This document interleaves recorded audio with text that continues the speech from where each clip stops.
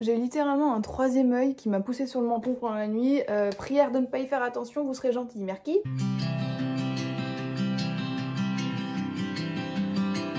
Bon, écoutez, ça fait longtemps que j'étais pas revenue sur cette chaîne avec une vidéo bilan lecture. Je suis très contente de pouvoir vous proposer ça en plein milieu de l'été. Je trouve que ça tombe à pic, je sais pas, je trouve que pour la saison c'est sympatoche. En tout cas, j'espère que ça va vous plaire. Et vous savez quoi, on va commencer tout de suite avec Le Chuchoteur de Donato Carresi, qui est un livre thriller qui dormait dans ma pile à lire depuis vraiment littéralement des années. Un livre dont j'avais bien entendu, beaucoup entendu parler, que beaucoup de personnes avaient encensé, notamment sur Booktube. Je crois que Séverine de la chaîne Il est bien ce livre l'avait beaucoup apprécié et je peux comprendre pourquoi. Je vais volontairement ne pas vous donner trop d'informations par rapport à l'histoire. Partez du principe qu'on est sur un thriller, qu'il y a des disparitions de fillettes, que 5 corps de 5 fillettes ont été retrouvés enterrés dans une clairière. Et qu'on sait, enfin en tout cas l'équipe qui a été chargée de l'enquête sait qu'il y en a une 6e dans la nature qui est encore vivante et qui sert en quelque sorte de monnaie d'échange entre les policiers, les personnes qui ont été mises sur le coup et l'assassin. Alors c'est assez nouveau pour moi comme genre de thriller parce que déjà j'ai jamais lu de Donato Carresi, voilà, ça part de là. Et ensuite on va vraiment être au cœur de l'intrigue puisqu'on va suivre tous les mécanismes de l'enquête, les personnes qui travaillent là-dessus, les policiers, les criminologues, tout ça. Et c'est assez intéressant, on a un côté un peu plus théorique de la criminologie. On sent vraiment que l'auteur, pour ce livre en tout cas, a fait des recherches sur la criminologie puisqu'on va suivre un homme qui est criminologue et qui s'appelle Gavia Goran et sa collègue Mila qui a été appelée en renfort parce qu'elle est experte d'enlèvement d'enfants. Donc du coup ça fait une sorte de duo assez dynamique qui travaille avec d'autres personnes à la criminelle et voilà, sur cette enquête qui est ma foi assez glauque et qui est aussi très prenante, assez, comment dire, suffocante, puisque on sait qu'il y a une 6e petite fille qui est entre la vie et la mort, et tout dépend de leur capacité à retrouver le meurtrier. Autant vous dire qu'on partait vraiment bien. Alors, l'histoire met du temps à se mettre en place. On est sur un livre assez gros. Moi, je dirais que je me suis quand même fait chier les 100-150 premières pages. À partir de là, vous en aurez pour votre argent. Je peux vous le dire, c'est super bien rythmé, très bien écrit, avec du suspense à la fin de chaque chapitre, tout ce qu'on aime finalement. Des détails gore, il y a des moments, oh là là, il y a des moments où il y a quand même pas mal d'action, parce que les enquêteurs sont dans des situations qui sont extrêmement angoissantes. Je peux vous dire qu'on n'est pas bien, je ne fais pas la maligne. Donc dans l'ensemble, je dirais que franchement, on est sur un bon thriller, malgré tout cela. La fin m'a quand même déçue, j'ai trouvé qu'on avait une sorte de précipitation d'événements un peu gros, pas très cohérent, pas très plausible, alors que jusque-là je trouvais que c'était quand même très bien ficelé. Et puis on n'a pas d'explication à tout ce qui se passe dans le roman. Ah, j'aime bien quand un truc est vraiment fait de A à Z, et puis il y a quand même pas mal de choses que personnellement j'ai vu venir. Je pense que c'est le cas pour les personnes qui aiment les thrillers, qui en lisent pas mal, ou des policiers. Il y a des ficelles qui se voient, qui sont assez évidentes, assez flagrantes, et quand il y a la révélation, du coup c'est plus une révélation pour vous parce que vous avez deviné ça il y a 100 pages. Donc en soi, c'est pas du tout une mauvaise lecture. Maintenant, c'est pas le coup de cœur ou la révélation que j'espérais au vu de ce que les gens disaient. Voilà. Celui-ci faisait partie de ma pile à lire pour l'été et je suis très contente de l'avoir lu. Il s'agit de Esprit d'hiver de Laura Kashishke. Moi je dis Kashishke, hein, dites-le comme vous voulez. Et là malheureusement ça l'a pas fait. On est aussi sur un livre qui a fait beaucoup parler de lui sur la sphère Booktube. Margot Liseuse, je crois, c'est ce qui m'a le plus marqué en fait. C'est sa chronique de ce livre où vraiment elle en parlait comme si c'était une révélation pour elle. Et encore une fois, je peux comprendre, malheureusement pour moi, ça l'a pas fait. Mais vraiment pas du tout. Alors je vous explique, déjà, on n'est pas du tout sur une intrigue riche.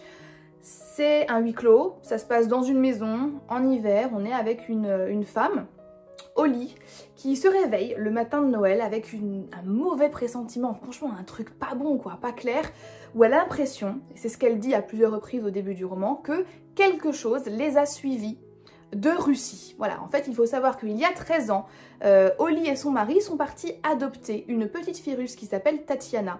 Et ils l'ont ramenée aux États-Unis avec eux. Et ce matin, voilà, ce matin-là de Noël, elle se réveille et elle se dit « ça pue la merde ». Une intuition, quelque chose qui n'est pas nécessairement rationnel, mais ça va pas, il y a quelque chose qui va pas. Et en effet, ce livre n'est rien d'autre que le déroulement de la journée de Oli qui prépare la nourriture pendant que son mari est parti chercher leur famille à l'aéroport et qui se retrouve coincée dans cet hiver avec une sorte de tempête de neige à l'extérieur, avec sa fille Tatiana, eh bien, qui agit assez différemment, ou en tout cas qui est bizarre par rapport à d'habitude. Et moi en fait ce que j'ai pas aimé dans ce livre, c'est déjà je me suis royalement ennuyée. Mais je comprends en fait le principe d'écrire comme si les heures de la journée passaient. En fait il y a un rapport diégétique qui est équivalent au rapport de lecture en quelque sorte. Et pour moi c'était beaucoup trop long. Je veux dire, sur 100 pages, vous allez avoir Holly qui reste dans son lit toute la matinée, elle se lève, elle va sortir la dinde du four, elle va voir sa fille dans sa chambre, voilà, c'est que ça pendant tout le roman. Et je me suis vraiment fait chier. Alors par contre, ambiance au top, j'ai rien à dire là-dessus. Je comprends que ça a plu à des personnes, moi apparemment j'ai besoin d'un peu plus d'action. Après c'est vrai que la révélation finale, alors c'est un trope qu'on voit très souvent, hein. Encore une fois, si vous connaissez un petit peu les ficelles du roman à suspense, vous allez le voir venir. Ça n'empêche que ça reste vraiment surprenant, angoissant, et puis voilà, vous avez quand même une petite surprise à la fin qui n'est pas négligeable. Malheureusement, ça n'a pas été suffisant pour que j'apprécie ce roman personnellement. Mais je conçois tout à fait que c'est quelque chose qui puisse plaire. L'écriture est sympa, l'ambiance alors angoissante à souhait, mais moi je me suis ennuyée quoi. Donc après ces deux lectures, ma foi pas folichonne, je me suis tournée vers un service de presse. Ça fait longtemps que j'avais pas eu de service de presse en livre. Il s'agit de Lune magique de Aurora Kane aux éditions Chou. Je me suis tournée vers ce livre-là parce que je m'intéresse de plus en plus à la lunologie, à la cartomancie. Je vous ai dit que je vous ferai prochainement une vidéo sur les oracles, ça devrait arriver bientôt. Et c'est vrai que les astres, l'univers et la lune plus particulièrement, m'intrigue et surtout en fait son influence sur nous, sur les humains, sur la planète, sur nos humeurs, tout ça. Et en fait ce livre c'est vraiment une introduction à ce que la lune peut vous apporter dans votre quotidien, si vous pratiquez la manifestation, si vous pratiquez les rituels, si vous pratiquez la cartomancie, si vous vous intéressez aux pierres, aux bougies, aux plantes. Voilà, ça c'est vraiment quelque chose qui va vraiment, alors en surface, hein, comme je le dis, c'est pas très poussé, mais faire office d'introduction dans la lunologie. Bien sûr, on va parler également des phases de la lune, donc à chaque fois on vous décrit qu'est-ce qui se passe, quelle phase peut vous faire obtenir quoi. Par exemple, on nous explique que la nouvelle lune est propice à l'action pour telle ou telle raison, ou que le dernier croissant de la lune, là c'est plus une phase de réflexion. Après, il y a aussi des passages sur le tarot, et je tiens en fait à souligner la qualité d'édition du livre. Voilà, je trouve que franchement, niveau dessin, même niveau qualité du papier, on est vraiment sur quelque chose de très qualitatif. En tout cas, c'était agréable de lire ce livre. Même si, personnellement, tout ne m'a pas intéressée, et comme je vous l'ai dit, ça reste très superficiel, on va pas vraiment dans les détails, mais c'est pas le but du livre. Et je l'ai trouvé, ma foi, très sympa, ça m'a donné envie d'en savoir plus sur la lune, de me renseigner un peu plus sur certains aspects qui sont traités dans le livre. Mais en tout cas, si comme moi, c'est quelque chose qui vous intéresse et que vous aimeriez en savoir plus, je pense que ce livre-là peut être une belle introduction. Je vais finir par un livre de l'auteur Mohamed Dib, qui se souvient de la mer. C'est un livre que je lis dans le cadre de mes études. Cet été, en fait, j'ai décidé de travailler et de commencer à m'avancer sur les lectures que je devrais faire pour mes examens de deuxième année, donc qui vont arriver à la fin de l'année, bah là en fait. Et étant donné que j'ai une liste de lectures à lire en fonction du sujet que je vais choisir, eh bien j'ai décidé de commencer dès maintenant, voilà, plutôt que de rien faire cet été totalement.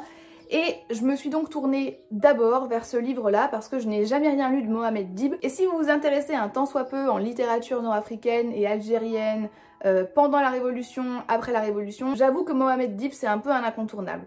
Alors, comment vous dire, ça va être très compliqué de parler de ce livre parce que c'est une littérature que je dirais un peu surréaliste. Si vous avez déjà lu justement des auteurs surréalistes, je pense à André Breton, voilà, ce genre d'écriture, vous savez de quoi je parle et c'est compliqué de parler d'une intrigue ou d'un fil rouge global. Je dirais qu'on est vraiment dans une ville nord-africaine qui est en train de se déconstruire et de se reconstruire. Être prise en otage par ce qu'on pense être des militaires, voir ses habitants tués, kidnappés, disparaître, enfin voilà, c'est vraiment le tableau d'une ville qui s'écroule. Et en fait, dans ce roman, Mohamed Dib ne l'explique pas clairement, mais bien sûr, il s'agit là d'une sorte d'allégorie à ce qui se passait en Algérie pendant la Révolution, pendant la guerre d'indépendance. Personnellement, c'est pas vraiment un livre que j'ai apprécié lire, ça m'a un peu d'ailleurs fait penser à Kateb Yassine, parce que c'est, vous savez, le genre de livre où vous lisez une ligne, vous lisez une deuxième ligne et vous ne voyez pas le lien entre les deux phrases. Vous devez relire des paragraphes parce que des fois votre esprit ne suit plus en fait, donc votre esprit part, vous devez vous reconcentrer sur le livre. C'est vraiment un livre pas plaisir, dans le sens où il faut se poser, il faut être concentré. Et malheureusement, même en faisant ça, il y a des passages que moi je n'ai pas compris, donc je pense qu'il va falloir que je lise des articles, que je me renseigne un peu plus là-dessus. Donc pour ce qui est lecture divertissante, je recommande pas nécessairement. Maintenant, comme je vous l'ai dit, Mohamed Dib, c'est un incontournable de la littérature algérienne. Ça reste une littérature qui est extrêmement poétique et je suis persuadée que si on s'y attarde, que vraiment on analyse des passages, ça doit être extrêmement riche. Je pense notamment à la création de vocabulaire. Il y a des mots que moi personnellement je ne connaissais pas, genre spirovir, voilà, il invente des mots. Alors au départ vous vous dites ah bah c'est un mot que je connais pas, vous faites vos recherches et vous vous rendez compte que non, c'est un mot qui n'existe pas, mais que dans le contexte du roman, il a tout son sens et il est très important. Donc voilà, des petits détails comme ça qui sont parfois anodins mais qui quand même ont beaucoup de sens dans le contexte de l'écriture et dans le contexte historique dans lequel le livre a été produit. Donc pour ces raisons-là, je pense que c'est un livre qui est important. Maintenant, voilà, à titre personnel, c'est pas trop mon kiff quoi. Et voilà, écoutez, ça a été assez rapide, je pense que j'ai tout dit sur les livres, j'ai été droit au but, j'espère que ça vous a plu. Comme d'habitude, n'hésitez pas à me dire si vous avez lu ces livres, si vous avez prévu de les lire ou si je vous ai donné envie de les lire. Bon, ça n'a pas été des lectures folichonnes, là en ce moment je suis en train de lire des trucs un peu plus sympathiques, dont je vous parlerai certainement plus tard. Moi, je vais vous dire merci beaucoup, merci de me suivre, merci aux nouveaux et merci à ceux qui ont regardé cette vidéo jusqu'à la fin. Je vous dis à bientôt dans une prochaine vidéo. Bye bye.